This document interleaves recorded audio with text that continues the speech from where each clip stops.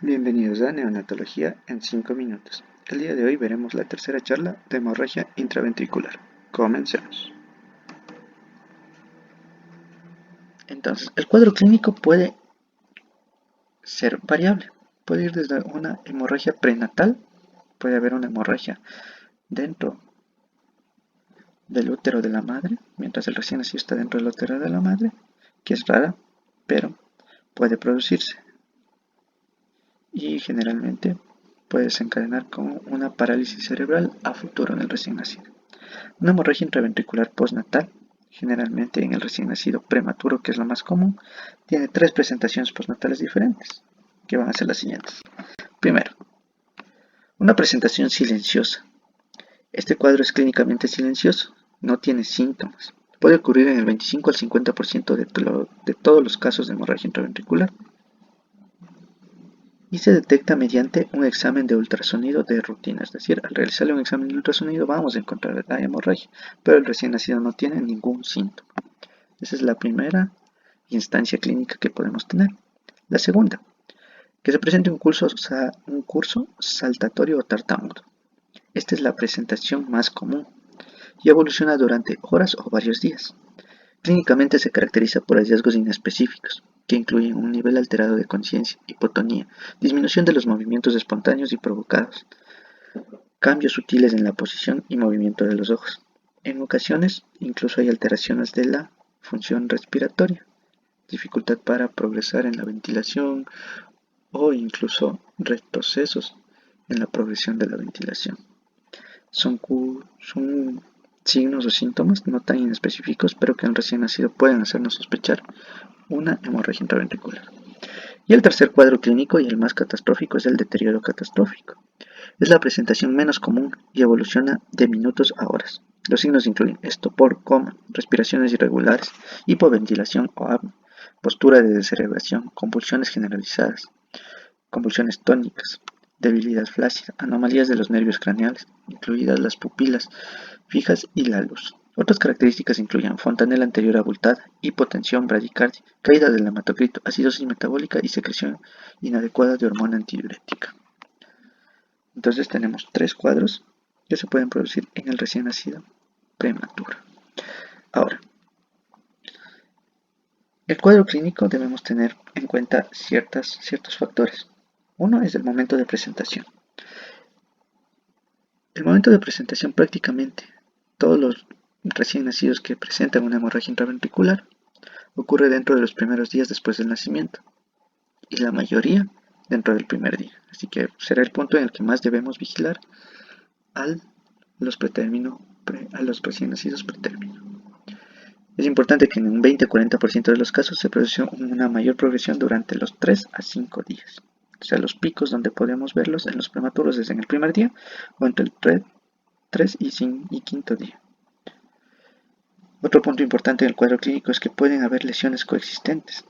La mayoría de los recién nacidos que mueren tienen una lesión asociada a la sustancia blanca, como leucomalacia periventricular o necrosis de la protuberancia y el subículo del hipocampo. Lesiones de este tipo generalmente se asocian a un mal pronóstico del recién nacido.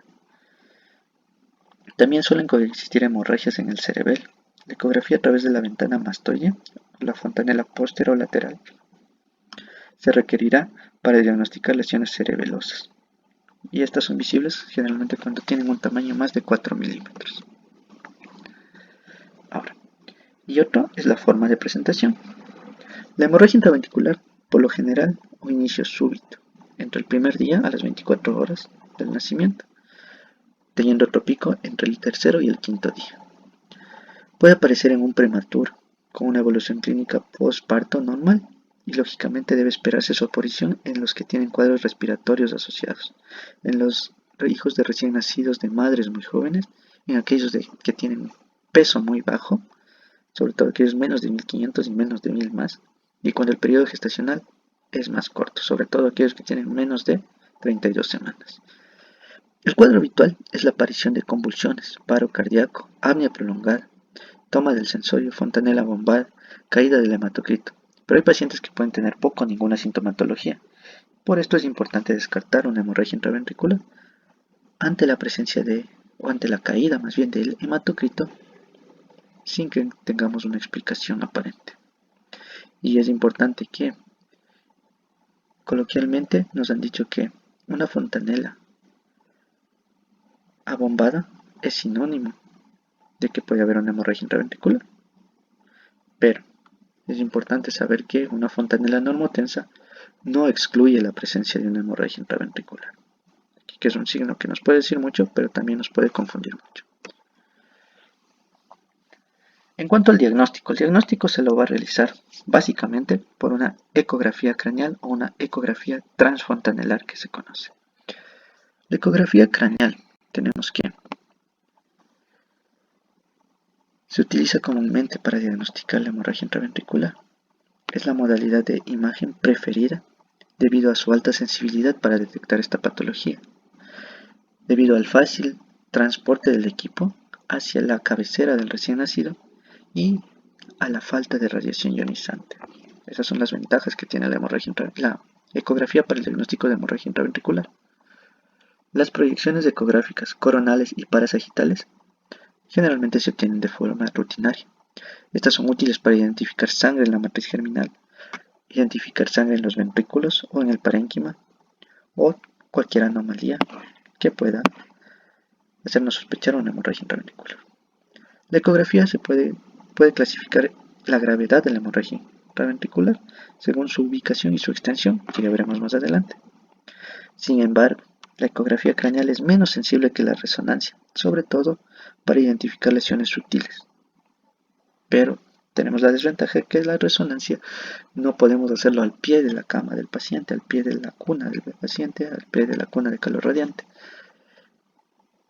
sino que para realizar la resonancia deberemos llevar al recién nacido a una sala donde está el resonador y llevarlo sin objetos metálicos, que muchas veces es difícil por todos los sensores que necesitamos para el recién nacido, y con un paciente estable.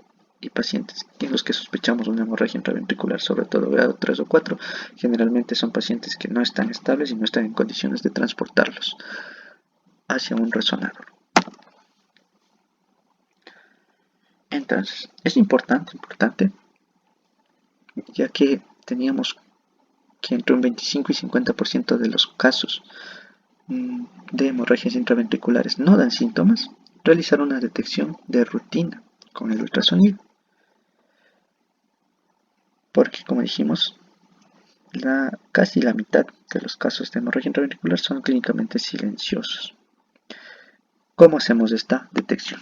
Pues una pauta que se hace en muchas instituciones es la siguiente. Se realiza una ecografía a todos los recién nacidos prematuros con edad gestacional menor de 32 semanas, el primer día de su ingreso, y luego se repiten 2 a 3 veces durante la primera semana.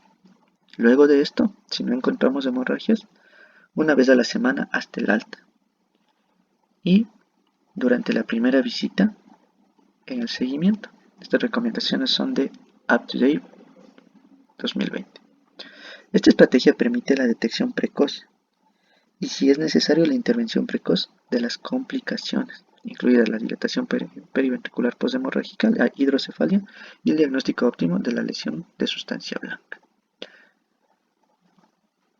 Y también se deberá realizar ecografía a cualquier paciente, independientemente de la edad gestacional, con anomalías clínicas compatibles con una hemorragia intraventricular. Y aunque es menos frecuente que una hemorragia intraventricular se presente en lactantes de más de 32 semanas, si clínicamente sospechamos, deberemos realizarlo. Sin embargo, no existe una guía específica para el cribado con ultrasonido craneal de bebés mayores de 32 semanas, pero ante la sospecha clínica no estaría por demás realizar un ecotransfrontalar en un recién nacido de más de 32 semanas. Otras recomendaciones del cribado: el Subcomité de Estándares de Calidad de la Academia Estadounidense de Neurología y el Comité de Prácticas de la Sociedad de Neurología Infantil recomiendan lo siguiente. Se debe realizar exámenes de rutina con ultrasonido en todos los bebés con edad gestacional menos de 30 semanas. Aquí ellos dicen menos de 30, pero como sabemos el factor de riesgo es menos de 32, así que son puntos que hay un poco de discordancia, pero clínicamente, si tenemos un paciente menos de 32 semanas y con clínica, podemos realizarlo. El cribado se realizará entre los 7 y 14 días de edad y se debe repetir entre las 36 y 40 semanas de edad postmenstrual. También se debe considerar la detección por ultrasonido en todos los bebés con signos clínicos anormales, enfermedad de alta gravedad u otros factores de riesgo importantes. Ahora, otros estudios que podemos realizarlo y que también nos sirven para el diagnóstico, pero que son más complicados, son los siguientes. La resonancia. Vamos con la resonancia. ¿Cuáles son las ventajas de la resonancia magnética nuclear? Identificarán lesiones pequeñas en la matriz germinal, sobre todo en áreas temporal y occipital, con más facilidad que el ultrasonido. También puede identificar lesiones adicionales de la sustancia blanca, hemorragias cerebelosas, hemorragias subdurales o de la fosa posterior y áreas periféricas de infarto. Sin embargo, aproximadamente la mitad de los pacientes no van a estar lo suficientemente estables como para ser llevados a una unidad de resonancia magnética. Además, requiere del apoyo y monitoreo no metálico apropiado para los recién nacidos, lo que habíamos dicho previamente. Como resultado, la resonancia magnética tiene más sensibilidad que el ultrasonido, pero no es la modalidad de diagnóstico de preferencia por estas limitaciones. La tomografía. La tomografía no está recomendada debido a la necesidad de transportar al bebé al escáner y en particular la exposición a la radiación ionizante. Las exploraciones por tomografía generalmente se evitan, excepto en los casos de emergencia. Por ejemplo, que sospechemos una emergencia neuroquirúrgica en un recién nacido con una malformación vascular. O en el caso de que no se disponga ni de ecografías ni de personal capacitado para realizar la ecografía o de resonancias magnéticas. Y la punción lumbar se recomienda realizar previo a la punción lumbar una ecografía craneal. En caso de tener ventrículos grandes o un cuarto ventrículo pequeño, es probable que se produzca una estenosis acueductal y en este caso no se debe realizar una punción lumbar. Si la ecografía craneal no está disponible, la punción lumbar se ha utilizado en el pasado para ayudar en el diagnóstico de hemorragia intraventricular. Sin embargo, la punción lumbar debe realizarse con precaución debido al riesgo, que aunque pequeño, existe de herniación cerebral durante la punción lumbar. En la hemorragia intraventricular, el líquido cefalorraquídeo generalmente contiene numerosos glóbulos rojos y una alta concentración de proteínas. El líquido cefalorraquídeo se vuelve xantocrómico varias horas después de la hemorragia y su concentración de glucosa puede reducirse.